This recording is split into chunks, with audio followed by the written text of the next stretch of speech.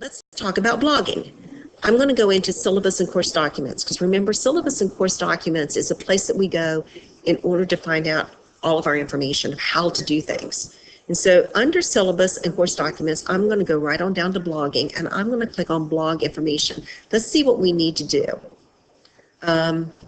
So as I click on blog information, taking its time coming up, you can see that there are 3 blogs, each worth 8 points each. You're going to blog initial posting. BIP is your blog initial posting. But you're going to respond to 2 other classmates. Now, we're going to put you into groups. And when you respond, you want to respond to those in your group. If by chance there's only you and one other person, so 2 in a group, you can pick a third person to follow. And I would follow that third person all the way through in all of their blogs. So you get to know that their information and how they're progressing in their assessments.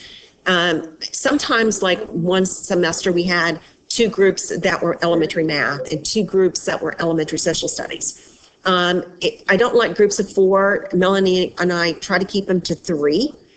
So that would be 2 groups, for example, of 2 each. So you might, if you were in one of those groups of 2 people, I would respond to my partner, but I would also go in and I would look at the other group of the same content and respond to one of them. It's when you get 4, dividing some of the jobs up is a little bit more challenging, and usually somebody kind of takes a back seat. So we try to get our groups only to 2 or 3. We do the best that we can. But you're going to respond, and if you don't have someone in your group to respond to for a third person, seek out another person and stay with that person as much as you can throughout the entire semester. When you go in, we're going to be posting about pre-assessments, select response, and written narratives. Those are the 3 blogs that you're going to be doing. The work, I want to stress, is your own work. It is not a copy from anything. You can copy a picture if you need to, but if you do so, you need to cite it so you'll know where it came from. So that's, if it's a common picture that you can find in many, many, many different places, then that doesn't have to be cited. Like a picture of a flower, that does not have to be cited.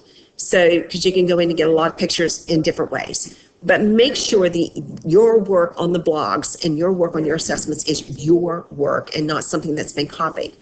So when you turn in your initial entry, you're going to turn in the assessment. And the assessment should be at the stage that you could make a copy of it and give it to students right then. It's ready to go. It's not just notes about an assessment, it is the assessment. So you're going to create, for example, a pre-assessment. And when we look on the blog, I should see how it's set up and ready to go and print it for students. You also need an answer key. This is not the same document. This is a different document. So if you have your blog and then right down below it, you may have that blog copied over with the answers to it. If it's like underwritten, you're having them do a narrative, and you can say, oh, there could be many different answers, but you're looking for something. Or what are you looking for? So be very specific about what you are going to evaluate. The strength target is from our text, and those strength targets will be brought out in the PowerPoints as well. And different types of assessments have different targets. So you want to pick out what is the strength target for your specific assessment.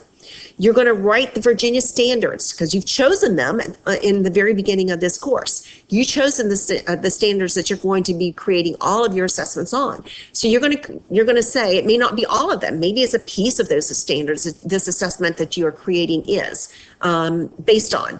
And you're going to write an objective, a teachable objective. That part D is 2 parts. There's the Virginia standards, and you're going to tell me what part of those. Just cut and paste from what you've chosen in Module A. But then that teachable objectives is tell you what and how. Under syllabus and course documents at the very bottom, additional resources, is a PowerPoint all about teachable objectives, telling what and how. Now, in school systems, they have a lot of different formats across the state of Virginia that teachers must use to write their objectives. This type of objective that I'm asking you to write is kind of a generic that doesn't you can adapt to when you do get in a school system and you happen to use the assessment that you have created. then you might be able to adapt that objective to whatever or however that school system wants you to write it. But for me, you're going to tell me what the student is going to learn and how they're going to do it. As a response to two of your classmates, tell me what you liked and tell me what you did not like or what need clarified. Please don't say, oh, it's a great assessment. Why is it great? Why do you think? What did you like about it? So be specific on those. Let's see if there's anything else. In the end, you're going to take these blogs that you've created and take all of the comments that have been made and make it better. Because remember, the Prezi is a showcase Prezi. It's going to be your best work being put into that showcase, into that format. So be sure that you do your own work and turn it in on time so you can get a lot of information. When you go into post, and I'm going to go back very quickly, when you go into post your blog, you're going to go to blogs, and I'm going to go on because that's just the information. You're going to go into blogs, and I have already set up all of your names. You can see somewhere I've set up for a semester. You're going to choose, I'll pick this first top one, and I've already made one entry. I will always say, reminder, the type of assessment, so we'll know what we're looking at. So the very first one, when you do your create your blog entry, you're going to write pre-assessment, and then you're going to paste in or type in your assessment right here under blogs. If you have any questions, let us know.